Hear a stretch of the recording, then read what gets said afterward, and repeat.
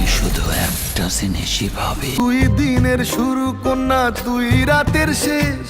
তো শুধুই আমার।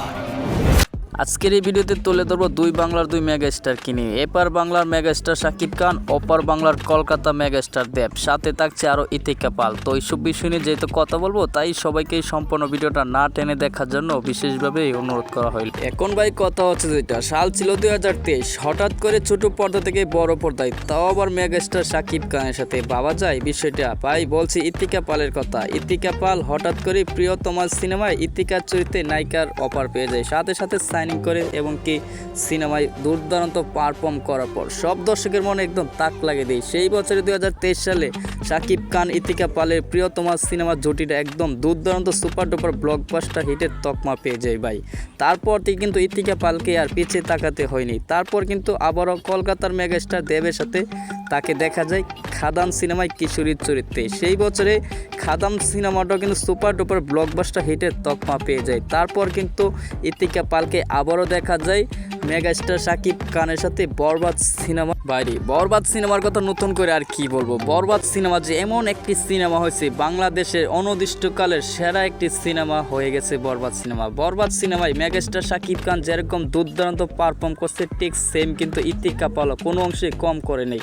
ইতিকা পালর পারফর্ম কিন্তু দুর্দান্ত, চোখে পড়ার মতন এত সুন্দরভাবে সাজিয়ে গুজিয়ে পারফর্ম করছে, কোনো বাড়তি একটু ওভার পারফর্ম করেনি। যেদিক জায়গায় যতটুকু পারফর্ম করার দরকার ঠিক সেম কিন্তু একদম ফুটিয়ে ফাটিয়ে পারফর্ম কিন্তু ফুটিয়ে তুলতে পারছিল বলে কিন্তু বরবাদ সিনেমায় ইতিকা পালকে নতুন এক ভূমিকায় পালন করতে দেখেছি। সেম এখন কিন্তু আবারও দেখা যাচ্ছে মেগাস্টার দেবের সাথে লোগো ডাকাত নামের আরেকটি সিনেমায় কিন্তু ইতিকা পালকে দেখা যাবে। আশা করা যাচ্ছে সেই লোগো ডাকাত সিনেমাটা কিন্তু সুপার ডুপার বাম্পার হিট একটি সিনেমা হতে যাচ্ছে।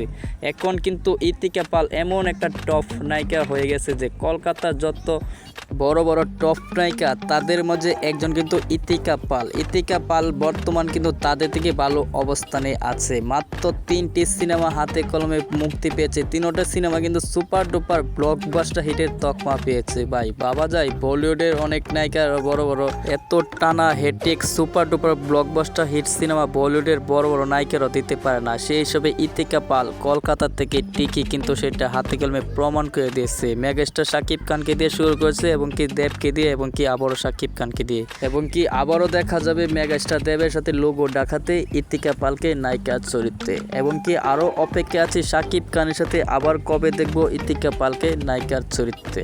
সো ভাই এটাই আপনাদেরকে বোঝাতে চাচ্ছি, ইতিকা পালের ক্যারিয়ারে শুরু হচ্ছে কিন্তু শাকিব খানকে দিয়ে। দেবে একটু সাপোর্ট করছে, শাকিব খান তাকে উচ্চ লেভেলে নিয়ে গেছে। সেই হিসেবে ভাই এখন ইতিকা পালকে আর পিছিয়ে তাকাতে হবে না, কারণ দুই বাংলার সে এত জনপ্রিয়তা অর্জন করছে যে এখন অনেক হিরোকে নিয়ে অনেক প্রযোজক ডাইরেক্টররা তাকে নিয়ে সিনেমা বানানোর ইচ্ছা প্রকাশ করে। সো ভাই যাই হোক, ভিডিও কেমন হচ্ছে সেটা কিন্তু অবশ্যই কমেন্ট বক্সে জানাবেন। আর ভিডিওতে একটা লাইক দিয়ে চ্যানেলটাকে প্লিজ সাবস্ক্রাইব করে দিয়ে পাশে থাকা বেল আইকন বাজিয়ে দিবেন পরবর্তী এরকম আরও ভিডিওর আপডেট পাইতে।